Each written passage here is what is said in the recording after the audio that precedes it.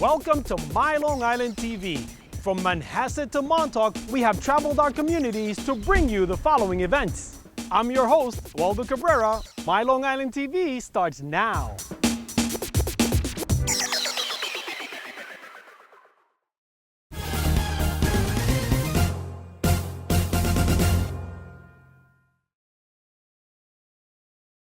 Hello, I'm John Owens, Editor-in-Chief of Anton Community Newspapers, a group of 18 weekly newspapers covering Long Island.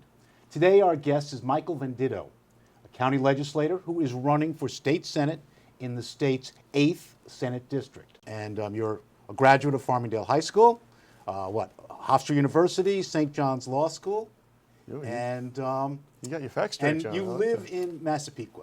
Well, what are the three big issues that you see in this election? It's affordability. It's making sure that we can not only hold the line on taxes, but cut taxes. As a county legislator throughout my entire tenure, I have been able to vote to hold the line on taxes, been the deciding vote 2 times to make sure that taxes, property taxes in Nassau County have not been raised. I voted against raising county fees. So I'd like to bring my record that I've been practicing in Mineola to Albany with me. And we also have to make, I think, wise investments into our infrastructure. You know, you want to cut spending as much as possible, but when you do spend as a government, you need to make sure that you do so sensibly.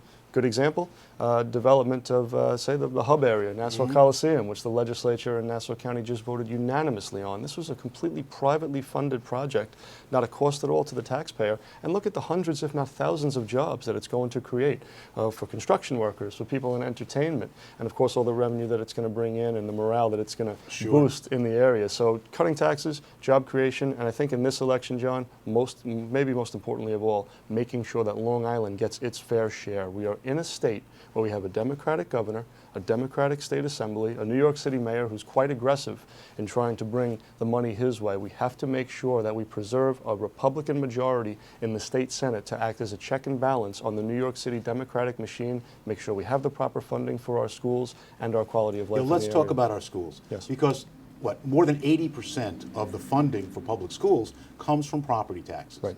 And you know, those costs go up and up. What can we do about that? You know, 17 or 18% of the students in New York State come from Long Island. Unfortunately, for 2 years where there was one-party rule, Democratic rule throughout the state in all 3 branches of government, we only saw 5% of the funding come to Long Island schools. That is completely unacceptable. We're up at around 13% now. We have to work to get to that 18% and maybe even go beyond, making sure that Long Island gets the funding that it needs, making sure that our students are accounted for, that we give them every single opportunity that we can to advance themselves, become the adults that we want them to be, people who will eventually give back to the communities, which give us all so much on Long Island. Do you think the 2% tax cap is here to stay? Well, the 2% tax cap, I think, is a very reasonable proposition. It's dependent, of course, on the landlord-tenant tax, whether that will be sunsetting. And I think certainly in the foreseeable future, neither the landlord-tenant tax or the tax cap itself will be sunsetting. So it is something that we have to, live with and operate under. I also think it's public, as far as the public goes, it's generally a popular thing.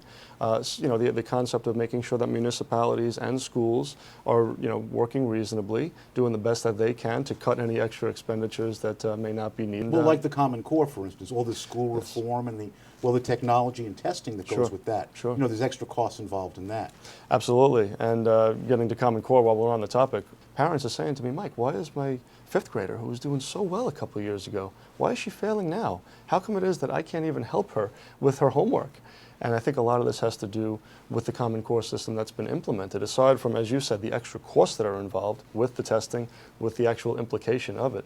And I would like to see us kind of get back to basics as far as Long Island is concerned, make sure that we let Albany know the good work our teachers, our administrators, our families, our PTAs were doing here before Common Core was implemented, and let's try and get back to what we were doing. Let's talk about creating jobs. Yeah.